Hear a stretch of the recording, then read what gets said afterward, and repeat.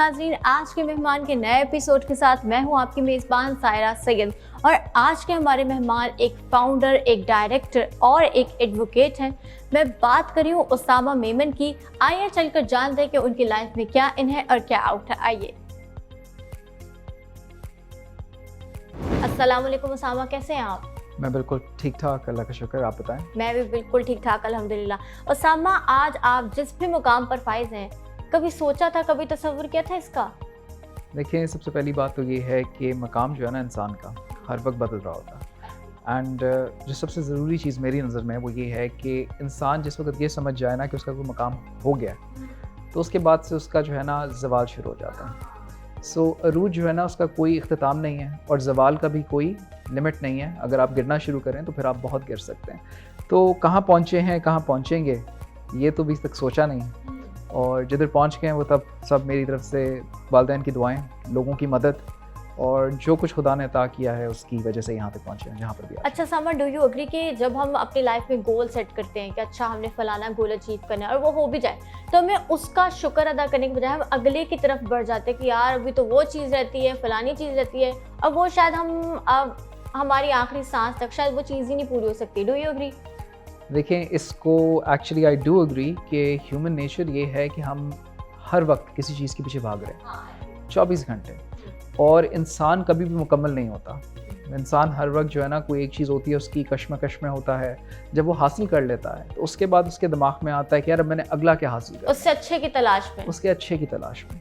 देखें, इसको एक बड़ा बेसिक अगर मैं एक्सप्लेन करूँ तो वो इस तरह है कि अगर आप एक फेसबुक पे सिंपली एक पिक्चर अपलोड करते हैं, उस पर 10 लाइक्स पड़ती हैं, आप सोचते हैं अगली दफ़ा मैं 15 लाइक्स वाली पिक्चर लगाऊं, ये एक ड्रग बन जाती है। सो इंसान को ऑब्सेस नहीं होना चाहिए विद अचीवमेंट्स। इंसान को ऑब्सेस इस चीज़ से होना चाहिए कि जो कुछ वो हासिल कर रहा है उसको क्या वो एंजॉय भी कर रहा है, उसको कोई खुशी भी मिल रही है। अगर इंसान, अच्छा एक और बड़ी इंटरेस्टिंग सी थ्योरी है, वो ये है, कहती है कि इंसान जो है ना अपने आप को मुकम्मल करने के लिए हर वक्त कोशिश करता रहता है। जब वो एक दफ़ा मुकम्मल हो जाता है तो वो फिर शुक्रगुजार हो जाता है। इंसान मुकम्मल बहुत थोड़ी सी चीज़ में भी हो सकता है और नामुकम्मल वो तब भी रह सकता है उसके पास पूरी दुनिया की मालो दौलत भी आ जाए। मतलब वो जो कंटेंटमेंट वाला एलिमेंट है ना, वो मुझे नहीं लगता कि हम में कभी भी आता है। हम मुतमईन नहीं होते जो हमारे पास होता है। देखें, ये तो सच्चाई है और इसका कोई, आप कह सकती हैं इसका कोई तोड़ नहीं है। इंसान हर वक्त जो है ना आगे बढ़ने की कोशिश करता है। हर मुल्क, हर जिस भी प्रोफेशन में आप चले जाएं, हर कोई हर वक्त 24 घंटे लगा हुआ है कि मैं फलाने से आगे निकल जाऊं, मैं किसी और से आगे निकल जाऊं। रेस लगी हुई है। बस वो एक रेस है। Life is a race, it just never stops. हर मुश्किल के बाद आसानी है। इस जुमले ने आपकी लाइफ पे कोई असरअंदाज किया? इस जुमले ने मेरी ज़िंदगी पे बहुत ज़्यादा असरअंदाज किया है। ये जुमला तो मैं कहूँगा कि मेरी ज़िंदगी की फ़िलॉसफी है। उसकी वजह एक, जब भी मैं बचपन के अंदर, मुझे याद है कि जब मैं छोटा था तो मुझे एकदम से कुरान मजीद में है सूरह दुआ, उसके अंदर एक बड़ी खूबसूरत आयत आती है, वलल आखिरतु खैरुल लका मिनल ऊला, जिसमें परवरदिगार ये आपको कहता है कि बेशक तुम्हारे लिए बेहतरी आगे है, तुम्हारे लिए भी है बेहतरी, इससे बढ़ के है। तो देखें, जब हम ये देखते हैं ना, एज मुस्लिम एज वेल, हम लोगों की फ़िलासफ़ी ऑफ लाइफ है, ठीक है, वो यही है कि जो जितनी भी मुश्किल आ जाए, इसके बाद एट सम स्टेज जाके कोई ना कोई ऐसा दरवाज़ा खुलेगा जो हमने पहले सोचा भी नहीं होता, हमने तसव्वुर में भी नहीं हमारे होता कि यार ये दरवाज़ा खुल सकता है। इसमें एक बड़ी इंटरेस्टिंग सी बात ये है कि मेरे साथ ज़िंदगी में अभी तक जिधर मैं पहुंचा हूँ, खुदा जानता है और मैं इस चीज़ का खुद गवाह हूँ, और मैं ये आज बोलूँगा आपके सामने, मैंने इसमें से कुछ भी प्लान नहीं किया था। अच्छा, unplanned, totally unplanned. Being a person who establish an institution, ये भी एक एक्सीडेंट था। मैं तो आया था, एक और इंस्टीट्यूशन थी, उसके साथ मैंने एक पार्टनरशिप डील करने के लिए मैं मार्केट में आया था। मैंने सोचा था कि यार इनका काम अच्छा है, इनको ज्वाइन करता हूँ, थोड़ी सी सपोर्ट दूंगा और अपनी वकालत पर फोकस करूँगा। अच्छा, लास्ट ईयर और इस साल भी स्टार्टिंग में ऐसा हुआ कि काफ़ी यंगस्टर्स जो थे वो अब्रॉड मूव कर गए, सिर्फ इसलिए क्योंकि पाकिस्तान का डिफ़ॉल्ट हो रहा है। इस तरह की कोई न्यूज़ उड़ी थी, रूमर ही मैं कहूँगी थी, ठीक है, शायद हो भी गया और हमें ना भी पता हो। तो ऐसे काफ़ी सारे जो यंगस्टर्स थे वो बाहर अब्रॉड मूव किए थे। आप खुद भी बाहर से पढ़कर आए हैं, तो ऐसा क्यों? Why not in Pakistan? अच्छा, इंटरेस्टिंगली इनफ जब मैं बाहर था ना, तो मुझे obviously the world there is amazing, मैं ये नहीं कहूँगा नहीं है। ख़ास तौर पे यूनाइटेड किंगडम की मैं जब वीडियोस देखता हूँ, लोग कहते हैं कि वहाँ बड़ी स्ट्रगल है। देखें स्ट्रगल ज़रूर है, लेकिन उसके बाद जो कुछ आपको मिलता है, फंडामेंटल जो आपको चीज़ें मिलती हैं, वो आपको यहाँ नहीं मिल सकती। Let's be clear about this. लेकिन अगर मैं ज़िंदगी को इन जनरल देखूँ ना, तो मैं ये कहूँगा कि सबसे पहले तो मैं आपके प्रोग्राम के थ्रू इस बात को बता दूँ कि हम सब ये जो सोच के बैठे हैं ना कि मुल्क डिफ़ॉल्ट हो जाएगा, बंद हो जाएगा, ये हो जाएगा, वो हो जाएगा, एक बात याद रखिएगा, कर्ज़ों में हम ज़रूर डूब रहे हैं, हमारे लिए मसला भी बन रहा है, लेकिन कर्ज़े लेना कोई बड़ी बात नहीं होती। चाइना के कर्ज़े is more than the 100% of it's GDP। Japan के कर्ज़े is more than the 100% of it's GDP। अभी हम 100 पे नहीं पहुँचे, हम पास भी नहीं पहुँचे। जापान का तो मेरे ख्याल से it's around 200+ of it's GDP है, if I am not wrong, I have to double check. लेकिन बात यह है कि वो ममालिक तरक्की कर रहे हैं। जहाँ पे पैसे की डिवैल्यू की आप बात करते हैं, आप कहते हैं जी पाकिस्तान में चीज़ें बड़ी महंगी हो गई, आप साउथ कोरिया चले जाएँ, वहाँ पर आपको एक बर्गर मिलेगा 5000 वॉन्स का। सो पॉइंट ये है कि इट्स नॉट, देखिए पैसा जो है ना एक आर्टिफिशियल सी चीज़ है, जितना चाहो छाप लो। पाकिस्तान नीचे जाएगा ऊपर जाएगा, वो इस बात पे जाएगा कि हम कब अपनी कोर्स करेक्शन करते हैं। जिस दिन कोर्स करेक्शन हुई, इस मुल्क ने ऊपर जाना ही जाना है। It is one of the countries which promises a future. 2050 onwards तरक्की है। आप जिन लोगों को बाहर इस वक्त देख रहे हैं ना, UK में, UAE में सेटल हुए हैं, जो पैसे जिन्होंने कमाए हैं, ये वो लोग हैं जो 60s और 70s में चले गए थे। उस वक्त वो मुल्क ऊपर जा रहे थे। इस वक्त China, Russia, India, Pakistan, Bangladesh, Brazil, Mexico, ये नए इमर्जिंग ब्लॉक्स हैं। आपने जाना है तो इन मुल्कों में जाएं। आप तो बैठे हुए हैं पाकिस्तान के अंदर। So whatever you do right now, 50 years from now, it is going to benefit you. This is when the country is at the very low. जो इस वक्त इसके अंदर शामिल होगा, यहाँ कुछ बनाएगा, तो जब मुल्क ऊपर जाएगा तो फिर वो भी साथ ऊपर जाएगा। औकाफ और रिलीजियस डिपार्टमेंट्स में भी आपने सर्विसेज दी, तो हाउ इज योर एक्सपीरियंस? औकाफ is a very important department within Punjab खास तौर पे, क्योंकि यहाँ पे it is, for example Multan है, द सिटी ऑफ सेंट्स, यहाँ पर हमारे ऑब्वियसली मज़ार हैं, यहाँ पर हमारी सारी बीबी पाक दामन है, so many other places. So Auqaf जो है ना, it is an organization that regulates all of these, जो जितने भी आपके मज़ार हैं, जो लोग लेट्स से ज़िंदगी से, जब लोग मरने से पहले अपने जो पैसे हैं वो औकाफ को बेसिकली डोनेट करके चले जाते हैं कि यहाँ पर आप लेट्स से मस्जिद बना लीजिएगा, मदरसा बना लीजिएगा, या बेच के किसी मज़ार पे पैसा खर्च कर लीजिएगा। सो औकाफ is one of the only departments जो कैश पॉजिटिव होता है। ठीक है, उसका बेसिकली उसको बजट मिलता नहीं है, उल्टा वहाँ कलेक्शन होती है जो स्पेंड होती है। ठीक है, so that is a good thing, I personally think. और औकाफ के अंदर जो मैंने देखा है वो यही देखा है कि सर्विसेज देते हुए लोगों के दिल बहुत बड़े हैं। मैं हैरान हूँ, हम ऑब्वियसली हाईलाइट करते हैं कि लोगों ने क्या ले लिया इस मुल्क से, लेकिन मैं ऐसे लोगों को जानता हूँ जिन्होंने दिल खोल के अपनी जायदाद, अपना माल दिल खोल के दिया, और वो बहुत ही, मतलब मैं बड़ा इंकरेज होता हूँ ऐसे जब केसेस देखता हूँ। कि हमारे मुल्क में अभी भी ऐसे लोग हैं, बाकी हैं, ज़्यादा हैं। देखिए Saira, the reality of the matter is कि पाकिस्तान में ज़्यादा अच्छे लोग हैं, बुरे लोग कम हैं। जिस दिन ज़्यादा बुरे लोग हो गए तो ये तो मुल्क रहेगा ही नहीं ना, मुल्क ही ख़त्म हो जाएगा। आज भी मैं कहता हूँ, लोग कहते हैं कि जी क्राइम बहुत है, आप बाहर निकलते हैं, हकीकत है बढ़ता जा रहा है, बिल्कुल बढ़ता जा रहा है, लोग बहादुर होते जा रहे हैं। लेकिन अगर हर कोई क्रिमिनल हो तो फिर तो घर से बाहर ही कोई ना निकले।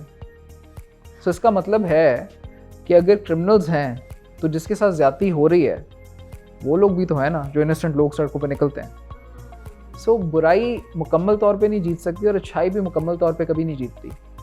इनके अप्स एंड डाउन्स आते हैं, कभी कोई जीत रहा होता है, कभी कोई जीत रहा होता है, और यही तो हमारा टेस्ट है इस दुनिया में। That's it. असम पाकिस्तान के एजुकेशन सिस्टम के हवाले से क्या कहेंगे? मुझे याद है जब मैं स्कूल में पढ़ती थी तो मेरे फादर कहते थे, ओ ये तो मेरे टाइम का तुम्हारी बुक में लिखा हुआ है, और फिर शायद यकीनन जब मेरे फादर पढ़ते हो तो मेरे दादा भी यही कहते हो। मतलब वो जो अज़ल से हमारी किताबें लिखी आ रही है, स्टिल आज तक वो ही हम लोग भी पढ़ रहे हैं, और अभी नौजवान नस्ल जो है, मतलब आगे जो नस्ल है, वो भी यही सब पढ़ी होगी। इस बारे क्या कहेंगे आप? इस बारे में मैं यही कहूँगा कि जहाँ तक तो आपकी हाई स्कूल की एजुकेशन है ना, मैट्रिक FSC हो जाता है। इसमें मैंने O levels A levels किया था, जो मैंने पढ़ा था बच्चे आज तक वही पढ़ रहे हैं, O levels A levels ना, वही ना, क्या फ़ायदा उसका? देखिए पढ़ाई जो है ना, दुनिया के अंदर जो बेस पढ़ाई है वो तो नहीं बदलेगी। ठीक है, जो चीज़ एक चेंज आ रही है वो हम ये देख रहे हैं कि एक तो हायर एजुकेशन जो सेक्टर है उसके अंदर पाकिस्तान में हम देखते हैं कि बहुत सारी प्राइवेट यूनिवर्सिटीज़ आ रही हैं, हम देख रहे हैं कंपटीशन बढ़ रहा है, हम देख रहे हैं नए प्रोग्राम्स आ रहे हैं। आई रिमेंबर कि व्हेन आई वाज स्टडीइंग तो बैक देन CA एक बहुत बड़ी चीज़ होता था, कहते थे CA बन जाओ, डॉक्टर बन जाओ, इंजीनियर बन जाओ, एंड दैट्स इट। अच्छा तब भी उस वक्त जो है ना लॉ इतने ज़्यादा आप कह सकते हैं मेन स्ट्रीम नहीं था। लॉयर्स मूवमेंट के बाद मेन स्ट्रीम आया, लोगों ने देखा कि प्राइम मिनिस्टर को घर भेज दिया चीफ जस्टिस ने, ये तो बहुत ही कोई बड़ी चीज़ है। सो उनको एक सडनली रियलाइज़ हुआ शायद ये भी एक फील्ड है। उसके बाद इन लोगों की पे स्केल्स अच्छे किए उन लोगों ने, तो लोगों का इंटरेस्ट बन गया। इतनी काउंसलिंग भी नहीं थी ना अभी कुछ ही चंद साल में। देखिए मैं एक बड़ी इंटरेस्टिंग बात बताता हूँ। There is a very famous politician, I was sitting with him, और मैं नाम नहीं लूँगा, मुझे कहते हैं कि उसामा यार पहले होता था हम कहते थे बच्चे को हमने गवर्नर पंजाब बनाना है, अब हम कहते हैं हमारा जो घर का लड़का है ना वो बन जाए हाई कोर्ट का जज। मतलब the power is so different, the role is so important. उनको भी पता है कि एक बच्चा पढ़ता है, लिखता है, किसी जगह पे जाकर बैठता है तो वो इंसाफ कर सकता है, वो ठीक कर सकता है, उस पर आज़ादी है, उस पर चेक कम है। और बाकी जितने भी, मुझे याद है एक दौर में CSS was very main stream. वो कहते थे CSS, वो हम लोगों ने जो है ना अभी CSS देना है, हमने ये करना है, हमने वो करना है। CSS करो, आपकी नैया पार लग गई, आपकी नैया पार लग गई, आपके पास पावर आ गई, आपने ऐसे कर लिया वैसे कर लिया। देखें हर फील्ड के अंदर there are benefits and then there are issues. अच्छा हमारे यूथ की ना ये सोच है कि डिग्री तो बस अ पीस ऑफ पेपर है और हमें ये मिल जाएगा तो हम पता नहीं आसमान को छू लेंगे। तो मेरा ये ख्याल है कि डिग्री नहीं होनी चाहिए, डिग्री भी है लाजिम, वो तो हो, लेकिन बंदा एक्सपीरियंस्ड हो, स्किलफुल हो। Do you agree? देखें it comes down to a very simple answer when this question is asked. It comes down to hard work. जो बंदा हार्ड वर्किंग है ना, विद और विदाउट डिग्री, उसने दुनिया को फतह करना ही करना है। मैं जब बचपन में बड़ा हो रहा था तो मुझे पता चला कि पाकिस्तान बड़ी मेहनती कौम है। आई बिलीव दैट, और है भी, मैं ये नहीं कहूँगा नहीं है। फिर जब मैं बाहर पढ़ने गया तो मुझे किस्मत से जो one of my flatmates was a Japanese guy, पता है वो फारिग वक्त में क्या करता था, वो अपने साथ 100 बुक्स लेकर आया हुआ था। फारिग वक्त के अंदर जब हम लोग बैठ के टीवी या कोई शो देखते थे, वो बैठ के किताबें पढ़ता था कि अपनी नॉलेज को इंक्रीज़ कर लूँ। उस बंदे ने अपनी डिसर्टेशन 2 महीने पहले कंप्लीट करके उसको अपनी ज़बान में ट्रांसलेट करके, उसको बेहतर करके वापस इंग्लिश में ट्रांसलेट करके सबमिट करा के एक एक्स्ट्रा पेपर लिख रहा था by the time the and came. Pakistani Indians, कोई यूरोप निकल गया, कोई इधर निकल गया, कोई इधर निकल गया, कोई जाके कहीं तस्वीरें खिंचवा रहा था, वो काम कर रहे थे। That is when I realize कि देखें मेहनत जो हो रही है ना इन कंट्रीज़ के अंदर, ख़ास तौर पर जो साउथ एशियन कहूँगा, अब खैर ये साउथ एशिया में तो स्पेसिफिक नहीं आएगा, जापान, जापानीज़ हो गए, आपके साउथ कोरियंस हो गए, चाइनीज़ हो गए, सारा ये बहुत मेहनती कौम है। ये सारी कौमें जो है ना ये ऑब्सेस्ड हैं काम के साथ। लेकिन आपको याद हो कायद आज़म का कॉल था काम काम और काम। देखिए उनको उस वक्त समझ आ गई थी देख के कि if we want to compete, हम जिधर खड़े हैं, जहां हमने जाना है, उसके लिए सिर्फ काम है। अच्छा काम की एक और डेफिनेशन भी है, इसको भी ज़रा थोड़ा सा क्लियर कर लें। मेहनत होती है एक कंस्ट्रक्टिव, एक होती है मेहनत फॉर द सेक ऑफ मेहनत। एक बंदे को अगर मैं कहता हूँ यार सारा दिन पानी के गिलास सीढ़ियों से ऊपर ले जाओ और नीचे ले आओ, ठीक है, मेहनत वो बहुत कर रहा है, सारा दिन चढ़ रहा है, 18 घंटे में ऊपर चढ़ा नीचे उतरा, ऊपर चढ़ा नीचे उतरा। एक बंदे को कहता है यार पानी ऊपर पहुंचाना है तुमने, वो क्या करता है एक ही दफ़ा पूरी बोतल भरता है, ऊपर ले जाता है, उसके 6 चक्कर 10 चक्कर बच जाते हैं। टारगेट दोनों ने इक्वल मीट कर लिया। He is a smart worker, he is a hard worker. जो combination of smart and hard worker अगर बन जाए ना, that is the recipe for success. So काम just for the sake of काम नहीं होता, आपको और भी देखना पड़ता है कि मैं काम कर रहा हूँ उसका कोई फ़ायदा भी है। ऑलराइट व्यूअर्स, तो यहाँ वक्त हुए ब्रेक का। Don't go anywhere, stay tuned with us.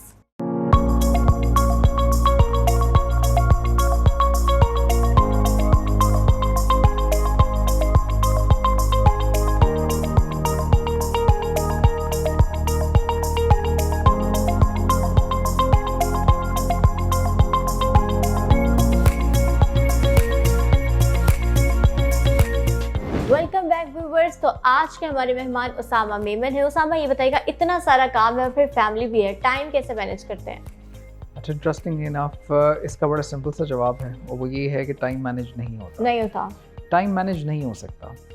देखें ज़िंदगी के मैं कहूँगा जिस एज ब्रैकेट में मैं हूँ इस वक्त, आई कैन अफोर्ड कि मैं अपने काम पे फोकस करूँ और साथ में इस उम्मीद से फोकस करूँ कि जब मेरे पास ज़रा आज़ाद वक्त मिलेगा मुझे तो मैं फैमिली पे भी फोकस कर सकूँगा और अपने एम्बिशंस पे भी फोकस कर सकूँगा। क्योंकि मेरे ज़ाती तौर पे एम्बिशंस वो प्रोफेशनल ये नहीं है कि बंदा ग्रोथ करे, पैसा कमाए और बस पैसा ही कमाता जाए। मेरे जो एम्बिशंस हैं वो मैं एक बड़ी फ्रैंकली एक बात करता हूँ, वो थी बचपन से बड़े टाइम पहले से मेरे दिमाग में आ गया था कि मैंने दुआओं की फैक्ट्री लगानी है। दुआओं की? अच्छा, दुआओं की फैक्ट्री, फिर मेरे से हर कोई पूछता है दुआओं की फैक्ट्री क्या होती है। हाँ, साउंड्स मैंने कहा अस्पताल जो होता है जहाँ मुफ्त इलाज होता है वो दुआओं की फैक्ट्री। वो मस्जिद जो आपने बनाई हो, या जहाँ पर आपने कोई वाटर कूलर लगवाया हो, किसी रेगिस्तान के अंदर आपने किसी का घर बनवा दिया हो, आपने किसी के बच्चे को पढ़ा दिया हो, वो आगे किसी को पढ़ाए पे फॉरवर्ड करता जाए, आपने लोगों के लिए एक लंगर खाना खोल दिया हो, आपने लोगों के लिए उनके मसाइल को दूर किया हो। कितने जेल के अंदर लोग पड़े हुए हैं जो बेगुनाह हैं और जेलों के अंदर फंसे हुए हैं, आप उनको फ्री रिप्रेजेंटेशन दें। All of these things require money, your own money ना, अगर आप इसको मुफ्त करेंगे। तो ये तरीके हैं जिसके अंदर इंसान चाहे तो दुआओं की फैक्ट्री लगा सकता है, जो आपके जाने के बाद भी चलती रहेगी। अच्छा उसामा, वैसे आपकी फैमिली तो एतराज़ करती होगी? अच्छा, मेरी फैमिली जो है ना वो interestingly enough, my late mother was a doctor, तो वो काम करती थी और उनका basically she passed away in 2020 from cancer.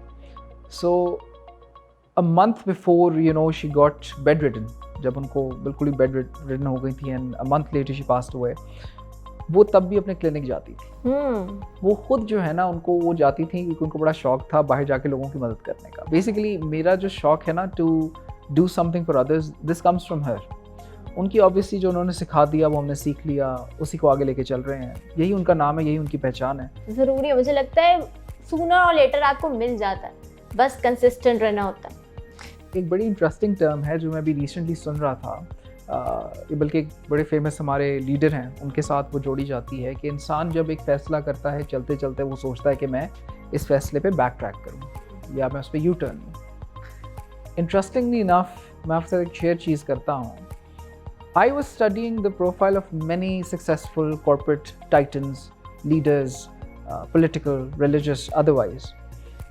एक बात याद रखिएगा, सक्सेसफुल वही इंसान है जो जब रियलाइज़ कर जाए ना कि यार मेरे से गलत हो रहा है, तो वो उल्टे पैर वापस चलना शुरू कर दे, ना कि वो खड़ा हो जाए कि नहीं अब इसी तरह होगा, ये मेरे ईगो का मसला है। Many times this has happened to me कि एक चीज़ मुझे लग रही होती है कि यार ये तो बिल्कुल मेरे लिए बहुत अच्छी है, ज़बरदस्त है और इसी तरह होगी। वहाँ बिल्कुल एंड पे पहुँच के मुझे रियलाइज़ हुआ यार ये मैंने कर लिया तो मैं तो बिल्कुल ही बर्बाद हो जाऊँगा। किसी ने एडवाइस दे दी, तो मैंने बिल्कुल जो एक बात मैं एक दिन पहले सोच रहा था उसके बरक्स बात, बिल्कुल उसके ऑपोजिट मैं चला गया हूँ और मैंने उसके अगेंस्ट फिर बाकायदा सपोर्ट किया है एक पॉइंट को। So what I have learned through this is कि देखें there is a concept called anthropology. Anthropology की जो स्टडी है ना वो हमें ये बताती है कि humans are always evolving, behaviors are always evolving, opinions are always evolving. Evolving इस सेंस के अंदर कि जो कुछ मुझे ठीक लगता था at the age of 12, मुझे 22 की एज पे वो ठीक नहीं लगेगा, मुझे 32 की एज पे वो फ़र्क लगेगा, 42 पे फ़र्क लगेगा, 52 पे फ़र्क लगेगा। सो जहाँ पर हम कहते हैं ना कि वालिद साहब कहते थे ठीक ही कहते थे, ये हर इंसान की सच्चाई है। वालदा कहती थी ठीक ही कहती थी, ये हर इंसान की सच्चाई है। सच्चाई ये है कि आप जब उस स्टेज पे पहुंचते हैं तो आपकी सोच बदल चुकी होती है। और जैसे होता है ना फेसबुक मेमोरीज आती है तो हम कहते हैं ओ उस टाइम हम ये थे, हम ऐसे, ओ ये पोस्ट हमने की हुई ये थी। तो उन्होंने बहुत एहसान किया है सारे मेरे ख्याल से दुनिया पे, कि जब आप अपनी को 5, 6, 8 साल पुरानी कोई कमेंट निकाल के देखते हैं ना, आप कहते हैं यार इसको तो फौरन करो डिलीट, कोई और ना पढ़ के उसको वो डिलीट क्यों करो कि यार मैंने ये कहा था और ये कितना मैंने बेवकूफ़ कहा, मतलब पता है गलत बात थी for example. So you are always evolving as a human being, ठीक है। मैं आज एक चीज़ कहूँ और आज से 20 साल के बाद मेरा ये इंटरव्यू चलाया जा रहा है जी उसने ये बात बोली थी, सो ये मैं आज बोल दूँ आपको, what I am today I might not stay till the very and. और ये हमारा मज़हब हमें बताता है मौत से चंद लम्हे पहले भी लोग तौबा करके अपने आप को बचा जाएंगे, और ऐसे भी होंगे जो चंद लम्हे पहले ऐसी हरकत करेंगे कि इस्लाम के दायरे से बाहर हो जाएंगे। सो हमें हर वक्त डरना चाहिए। Arrogance is a very dangerous thing, it's a very dangerous thing. हमारी यूथ के अंदर बहुत सारे इस तरह के मैं लोग देख रहा हूँ, आइकॉन्स हैं जिनको लोग फॉलो करते हैं, जो एरोगेंस, पैसा, सब कुछ है, ये वाली एक बाकायदा वो आपको पता है एक तरबियत दे रहे हैं। This is going to come back and hurt us tenfold. हमें इसका बहुत नुकसान होना लॉन्ग रन के अंदर। अल्लाह खैर करे, और क्या कह सकते हैं, बस यही कह सकते हैं। एंड के अंदर तो हमारे पास एक वो है ना गो टू हमारा कि अल्लाह खैर करेगा, और बेशक वो खैर करेगा, वो बहुत रहमान है। अल्लाह के हवाले, अल्लाह के सपुर्द, अल्लाह के हवाले, अल्लाह के सपुर्द तो है, लेकिन साथ में अल्लाह ये भी कहता है कि कुछ अपना दिमाग भी इस्तेमाल करो, तुम्हें दिया था किसी वजह से दिया था, उसको इस्तेमाल करना तो हमारे ऊपर फ़र्ज़ है। हाँ अशरफुल मखलूक के तौर पे, वरना तो बंदर भी जो है वो एक जो चिड़ियाघर के अंदर बंद है, खा तो वो भी लेता है, पी तो वो भी लेता है, उसको भी ढेर सारे आप खाना देते तो वो इकट्ठा करके बैठ जाएगा कोने में, कहेगा क्या ज़िंदगी है मेरी, मैं तो रिटायर हो गया हूँ मुझे तो कुछ करने की ज़रूरत ही नहीं है। सो ये एक डिफ्रेंसिएशन है जिसको ड्रॉ करना इंसान के लिए ज़रूरी होता है कि हम जानवर नहीं, हम इंसान हैं। अशरफुल मखलूकात। और इंसान की पहचान ये है कि उसको सही गलत की तमीज़ होनी चाहिए। और एक बात आपको और बता दूँ, हर इंसान को, बच्चा भी होता है ना छोटा, जब वो दूसरी दफ़ा फ्रिज खोलता है ना, उसको पता होता है कि मैं कोई चीज़ लेने लगा हूँ जो मुझे, मेरा पेट भर गया, मैं ज़्यादा लेने लगा हूँ, तो वो लेफ्ट राइट देखता है, देख तो नहीं रहा, माँ तो नहीं आ जाएगी, बाप तो नहीं आ जाएगा, उसको पता होता है मैं गलत कर रहा हूँ। The ability for us humans, हम इंसानों के लिए, टू फिगर आउट कि सही और गलत क्या है, ये खुदा ने इनहेरेंटली हमें दिया हुआ। पता सबको होता है कि मैं गलत कर रहा हूँ, ऐसा कोई इंसान नहीं है जिसे एक दिमाग में एक उसका जो है ना, उसका अपना इंटरनल इंसान जो है वो उसकी मलामत नहीं करता कि यार रुक जाओ, ये गलत कर रहा है। ज़मीर भी है, और आप कह सकते हैं कि ज़मीर से मैं एक कदम आगे, खैर हाँ उसको नाम हम ज़मीर ही देते हैं, but that is the human soul, it's program to recognize bad. आप कभी लाइफ में डीमोटिवेट हुए? डीमोटिवेट वंस अ मंथ मतलब आराम से। मैं बताता हूँ डीमोटिवेशन किस तरह होती है। मुझे इस तरह होती है कि अगर मैं कोई खबर पढूं, फलाने शहर में किसी बाप ने खुदकुशी कर ली अपने बच्चों के साथ, किसी ने किसी का कत्ल कर दिया दिन दहाड़े और चले गए, कराची की वीडियोस अक्सर देखते हैं। डीमोटिवेशन इस हद तक तो होती है कि यू समटाइम्स फील कि is it even worth it, will you be able to make a difference. और आप फिर ये सोचते हैं मैं तो एक काम में लगा हूँ, मैं इनमें से किसी भी कोई मदद नहीं कर सकता, ये सब तकलीफ में है। सो डीमोटिवेशन उस हद तक ज़रूर होती है कि या अल्लाह जल्दी अता फरमा, जितनी जल्दी मैं अपने टारगेट्स को अचीव कर सकूं। सो उस हद तक डीमोटिवेशन होती है। Do you support feminism? Feminism is a reality, it's very important. देखिए फेमिनिज्म के भी बड़े किस्म के स्कूल्स ऑफ थॉट्स हैं। If you go for you know strong critics such as Robin West, so perhaps no. But if you go into why feminism came in, why it was important, so absolutely yes. Feminism, अगर पाकिस्तान की हद तक, मैं एक बड़ी limited बात आपको बता देता हूँ जहाँ तक मेरा ख्याल से feminism is very important, बल्कि दो बातें। पहली ये है कि औरतों को उनका जायदाद में हक नहीं मिलता था। So if feminism, the movement defines this as one of its goals, औरतों को उनका हक लेकर देना है, बिल्कुल जायज़ है, बनता है, होना चाहिए, बल्कि एब्सोल्युटली होना चाहिए। It's just. अगर फेमिनिज्म ये है साथ में कि मर्द एक रात को निकलता है अकेला, उसकी कोई गाड़ी रोकता है तो उसके दिमाग में पहली चीज़ क्या आती है, यार मुझे मार ना दे, हाँ, यार मेरे पैसे ना ले जाए। औरत के दिमाग में पता पहली चीज़ क्या आती है, मेरे साथ ज्यादती ना हो जाए। There is a difference. So is feminism important? Absolutely. क्योंकि the reality of the matter is कि जो चीज़ें हमें अफेक्ट करती हैं वो औरतों को मुख्तलिफ एंगल से अफेक्ट करती हैं। कोई बहुत ही कमज़ोर इंसान होगा जो कहेगा कि नहीं जी कोई फ़र्क नहीं पड़ता, सब कुछ ठीक ठाक है। Obviously there is an issue. Feminism क्या, मैं तो कहूँगा बल्कि जो चाइल्ड राइट्स हैं पाकिस्तान में, उससे ज़्यादा तो कुछ अब्यूज़ ही नहीं हो रहा, उससे ज़्यादा तो कुछ अब्यूज़ ही नहीं हो रहा। हमारे मुल्क में एक आदत है, अगर आप गौर करें, जब एक बच्चा होता है ना छोटा, तो पहले थी, अब ज़रा थोड़ा बेहतर होना शुरू हुआ है, मैं ये नोट करता हूँ। मेरे साथ नहीं हुआ ये, इसलिए मैं बता रहा हूँ। बच्चा कहता है मुझे ये चाहिए, आप कहते हैं नहीं मिलेगा। वो कहता है क्यों नहीं मिलेगा, कहता है मैंने कहा है। वो कहता है नहीं ये दें, हाथ उठ जाता है, माँ का भी उठ जाता है, बाप का भी उठ जाता है, कहता है मैंने कह दिया ना, मैंने कहा है। वो बच्चा इसको इंटरनलाइज कर लेता है। जब उसकी शादी होती है ना, वो हस्बैंड बनता है, तो वो कहता है मैं उम्र में भी बड़ा हूँ, मैं शायद कमाने वाला भी अकेला हूँ, मेरी वही पोजीशन है जो मेरे वालिदैन की थी, क्योंकि मैं उन पर डिपेंडेंट था, ये मुझ पर डिपेंडेंट है। 90% of the times the issue is ये क्यों नहीं करना, मैंने कहा है, मैं तुम्हारा शौहर हूँ, मैंने कहा है। Ego. You are missing the bigger picture. जितना कुछ पाकिस्तान में होता है या दुनिया में कहीं पे भी होता है ना, उसकी रूट कॉज बड़ी मुख्तलिफ होती है then the way that you are trying to fix it in.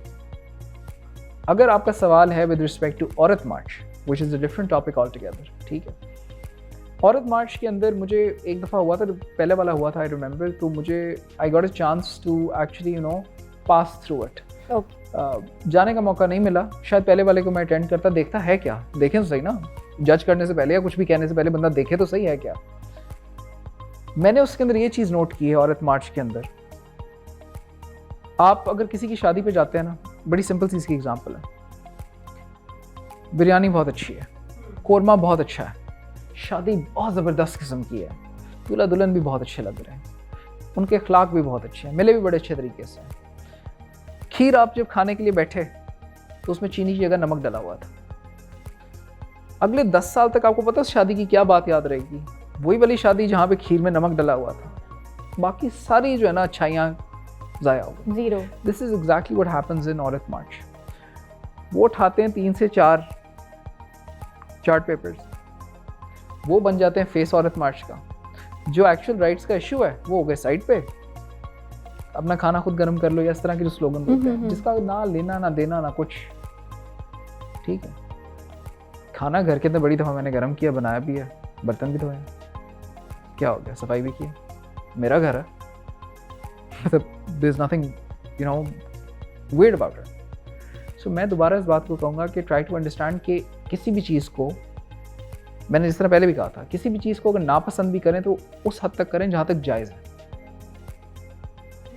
Try to understand कि ये हो क्यों रहा है, हर साल क्यों हो रहा है। आप अगर किसी चीज़ का डिसएग्री करते हैं, कहीं जी मैं 100 में से 90 चार्ट पेपर्स के साथ डिसएग्री करता, 10 तो ठीक होंगे, उसमें से एक तो ठीक होगा, मैं सिर्फ उससे एक के साथ एग्री करता। And that's my stance on औरत मार्च। ऑलराइट व्यूअर्स, तो यहाँ वक्त है ब्रेक का। Don't go anywhere, stay tuned with us.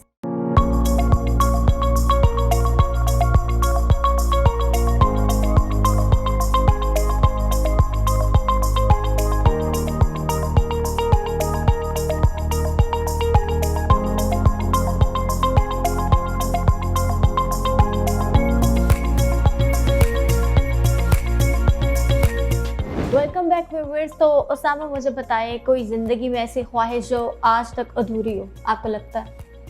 Again मेरा ख्याल से मेरी ख्वाहिशात are more towards what I can do for others. So ख्वाहिशात में जो सबसे मेरी बड़ी ख्वाहिश है, जिससे मुझे थोड़ा सा है कि उससे पहले इख्तिताम ना हो ज़िंदगी का, वो यही है कि जो मैंने माइलस्टोन सेट किए मैं सोशल वर्क के, एक तो मैं उनको अचीव कर लूँ। और as far back as I remember, I think वालदा के इंतकाल के बाद से ज़्यादा मुझे बहुत ज़्यादा खुशी रही है, और मेरी हमेशा कोशिश रही है कि मैं इस चीज़ को खुशी से तस्लीम कर सकूं कि अल्लाह ताला अगर हो सके तो वन ऑफ मेरी जो सबसे बड़ी ख्वाहिश है ना, वो है कि अल्लाह ताला शहादत दे। ओके, तो ज़िंदगी का कोई रिग्रेट जो आपको रहा हो? रिग्रेट्स बहुत सारे हैं। रिग्रेट्स ये हैं कि जब खुदा को सजदा किया है तो ये सोचा है कि ऐसा सजदा पहले क्यों नहीं किया, और जितना वक्त उससे दूर गुजारा, जब गुजारा, उसका अफसोस है। रिग्रेट्स में ये भी आ जाता है कि जैसे मैंने बताया कि मेरी वालदा का इंतकाल हो गया 2020 के अंदर, उनके साथ और वक्त गुजारता और अच्छा लगता। रिग्रेट ये भी होगा इवेंचुअली कि वो देख नहीं पाएंगी कि मैं क्या अचीव कर पाता हूँ।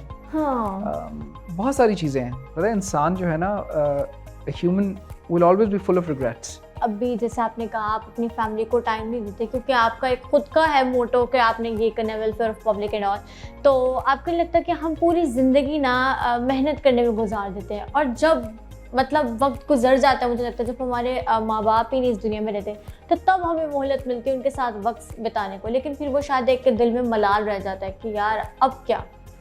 देखिए ये तो this is true for everything. आपने जिस तरह सबसे पहले हमारी बात हुई थी तो आपने मुझे बताया था कि इंसान की ख्वाहिश होती है, उसको वो अचीव करता है तो अगली ख्वाहिश आ जाती है। अच्छा, इंसान की अगर ख्वाहिश है लेट्स से गाड़ी खरीदना, वो गाड़ी एक उम्र तक चला सकता है, एक उम्र के बाद नहीं चला सकता। लाइकवाइज अगर इंसान की ख्वाहिश है कि यार मैंने दुनिया घूमनी है, वो एक उम्र तक जो है ना बड़ा कंफर्टेबली घूम सकता है, उसके बाद उसका जिस्म उसको लिमिट करेगा। सो बात वही है कि साथ साथ जो मिल जाए, जब मिल जाए, उसी को अपनी ख्वाहिश को कम मुकम्मल होना समझ के आप जो है ना उसको मान जाए, मुतमईन हो जाए। क्योंकि वो जो हदीस कुदसी है ना बड़ी खूबसूरत है कि इब्ने आदम एक तेरी चाहत है, एक मेरी चाहत है, होगा तो बस वही जो मेरी चाहत है। तो फिर आपने क्यों अपने आप को थकाना है? कोई कमी जो आज तक महसूस करते हो? आज तक महसूस करता हूँ कोई कमी ये हो सकती है कि शायद लोगों से मैंने बड़े वक्त के बाद जाकर ये सीखा कि दुनिया में एक चीज़ बिल्कुल मुफ्त है, वो है जो आप इज़्ज़त और रिस्पेक्ट और लोगों को देते हैं। इट इज़ कम्प्लीटली फ्री, बिल्कुल ही मुफ्त है, और उसको हम सबसे कम लोगों को देने में बिलीव करते हैं। रोड पे आप देख लें, जब कोई गाड़ी चला रहा है तो वो आपको कट करा रहा है, कोई बाइकर है वो आता है लेफ़्ट राइट होके चले जाता है, तो आप क्या करते हैं कि आप आगे से रिएक्ट करते हैं। हाँ। उसने ऐसा कुछ खास नहीं कर दिया होता जो आपने पहले ना किया हो। आप करें तो ठीक है, वो करे तो गलत है। सो ये हमारी आदत है, ठीक है। ओके उसामा, मुझे ये बताएं, हमें कैसे पता चलता है कि जो अगला बंदा है हमारे सामने वो हमारे साथ सिंसियर है, हमारा भला चाहता है, हमारे साथ लॉयल है? देखिए, इंसान लॉयल है कि नहीं है, दिलों के हाल तो अल्लाह जानता है। आप यू कैन नेवर नो।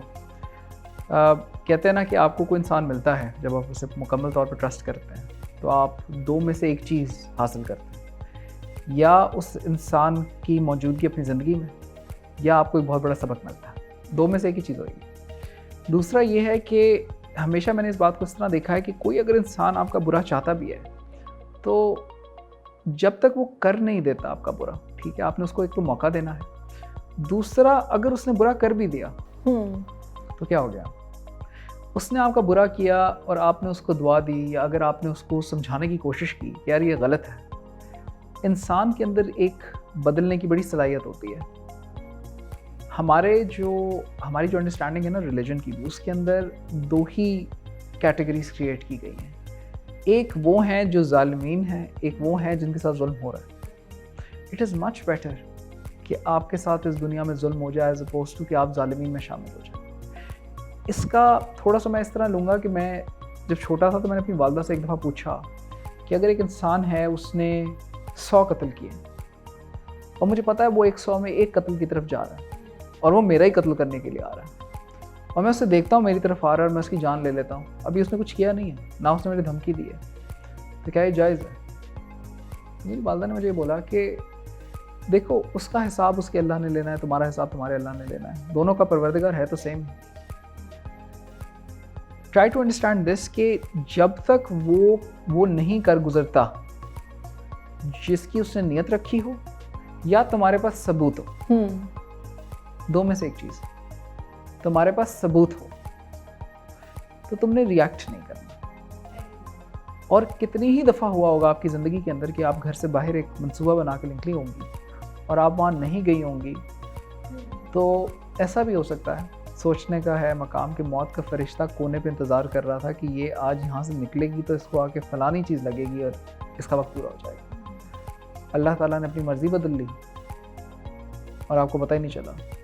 जो नहीं हुआ उसको जाने दें, और अगर कुछ हो गया और अगर आप सब्र कर लेते हैं तो उससे बेहतर कुछ भी नहीं है। Usama, how do you spend your quality time? Quality time मेरा जो है वो सबसे ज़्यादा जो मैं एंजॉय करता हूँ, कुछ हद तक मैं पोइट्री को एंजॉय करता हूँ। Ghalib is one of the people that I read, लेकिन जो सबसे ज़्यादा मैं अगर कहूँ कि जिनको मैं समझने की कोशिश करता हूँ वो इल्लामा इकबाल है। उनका लिखा हुआ जो काम है ना, वो ही wasn't just a poet, he was a Sufi. उनकी जो बातों की डेप्थ है ना, वो हर दफ़ा पढ़ने पे आपको मुख्तलिफ समझ में आती है। तो क्वालिटी टाइम आप इस तरह गुजारते हैं कि या तो आप किसी चीज़ के ऊपर सोच करते हैं, आप बैठते हैं सोचते हैं, या आप अपनों के साथ गुजार लेते हैं, या अगर और कुछ नहीं तो आप अपने आप को सेल्फ इम्प्रूवमेंट के अंदर अगर वो वक्त लगाएं, तो that is another way of spending quality time. ये सारे शौक होंगे college university time? College university time के भी थे। इसके अलावा डिबेटिंग सोसाइटीज़ के अंदर बड़ा मैं गया, मुझे बड़ा शौक़ था पब्लिक डिस्कोर्स का। I love writing, I love reading, history is something that really fascinates me. उसके अंदर बल्कि मैं कभी हंसता हूँ, पिछले दिनों में बैठा हुआ था अपने वालिद साहब के साथ, so I had a discussion about Julius Caesar, कि हम सुनते हैं नाम, हम सोचते हैं यार ये तो कोई काफिर होगा, तो उस दौर तक अभी इस्लाम नहीं आया हुआ था, ये इस्लाम से पहले के लोग हैं। सो ये लोग भी अपने पॉइंट ऑफ व्यू से बड़े ईमानदार लोग थे। सो उसकी मुझे एक चीज़ बड़ी इंटरेस्टिंग है याद, मैं हिस्ट्री की उसकी शेयर करता हूँ, बल्कि मैं सारे जो यूथ है जो सुन रही होगी उसको बताता हूँ। राइज एंड फॉल आपने मुझे बताया ना कि कंसिस्टेंसी क्या होती है या इंसान का राइज एंड फॉल क्या होता है, तो मैं बड़ा मोटा मोटा बताऊंगा ताकि आपको पता हो। जूलियस सीजर जो था ना, सीजर बनने से पहले, यानी कि वो टाइटल, वो कॉइन होने से पहले, he never became the seizure himself. उसके बारे में ये मशहूर है कि वो बेसिकली दो जो रईस लोग थे ना रोम के, जो पावर हंग्री थे, उन दोनों के दरमियान स्पार्टिकस की डेथ के बाद, जो स्लेव अपराइजिंग थी, स्पार्टिकस जो उनका लीडर था, उसके बाद वो उनकी सेनेट में आके बेसिकली उस दौर की जो प्राइम मिनिस्टर की पोस्ट होती थी उस पर आ गया। उसके बाद दोनों आपस में मिलकर उन्होंने कहा इसको यहाँ से हटाना है। इसने कहा मुझे हटाना है तो वो जो एंड वाला प्रोविंस है ना जर्मेनिया के बॉर्डर पे, मुझे वहाँ भेजता है। वहाँ जब जूलियस सीजर पहुँचा ना तो वहाँ पर इसलिए गया कि वहाँ पर फौज थी कुछ थोड़ी सी, तो उसने कहा वहाँ का मैं गवर्नर बन जाऊँगा, विच इज़ डाउन। उसने कहा मैंने वापस आना है, इनको मैंने छोड़ना नहीं है, दोनों गलत किया मेरे साथ। इसने इनकी इजाज़त लिए बगैर रोम की सेनेट की अटैक कर दिया। अब जहाँ अटैक किया ना तो वहाँ पे थे, उन्हें गौल्स बोलते थे, वो बेसिकली सैवेजेस थे, जो उनकी थी तकरीबन कोई जो इनिशियल फौज थी ना वो थी 50,000 अप्रॉक्सीमेटली। इसने क्या किया कि उनका जो लीडर है ना उसको परस्यू किया विद अराउंड 20,000 ट्रूप्स थे इसके, या 15 to 20,000 थे। इसने जाके उन्हें जो है ना उससे इनको फंसा लिया गांव के अंदर। इसने क्या किया, अपनी फौज से कहा गांव के गिर्द जो है ना फ़ौरन दीवारें खड़ी कर दी, दीवारें खड़ी कर दी, उनको अंदर बंद कर दिया। इसने कहा इनको मैं जो हूँ ना आराम से थकाऊंगा, हराऊंगा। So these are the things जब आप पढ़ते हैं ना शौक के तौर पे हिस्ट्री को, यू लर्न थिंग्स जो आप कहते हो यार ये तो बिल्कुल आज का दौर भी इसी तरह का है, बिल्कुल पीछे पड़ जाना पड़ता है किसी चीज़ को अचीव करने के लिए। सो इस तरह करके I pass my leisure time and I enjoy reading a lot because it teaches you a lot. अच्छा साहब, एक क्वेश्चन जो मैं हर किसी से पूछती हूँ, आपसे भी पूछूंगी, आपके नज़दीक ज़िंदगी क्या है? ज़िंदगी क्या है? ज़िंदगी तो मेरे नज़दीक एक इम्तिहान ही है। इससे बढ़ के कुछ नहीं और इससे कम भी कुछ नहीं है। जेल है। ज़्यादा लोग दूसरी तरफ हैं, जिंदा जो लोग हैं उनसे ज़्यादा वो लोग हैं जो गुजर चुके हैं। We are all riding a train और अ बस, हर एक का स्टॉप मुख्तलिफ है लेकिन आना है। सो ज़िंदगी क्या है? ज़िंदगी एक टेम्पररी टेस्ट है जिसने ज़रूर ख़त्म होना है।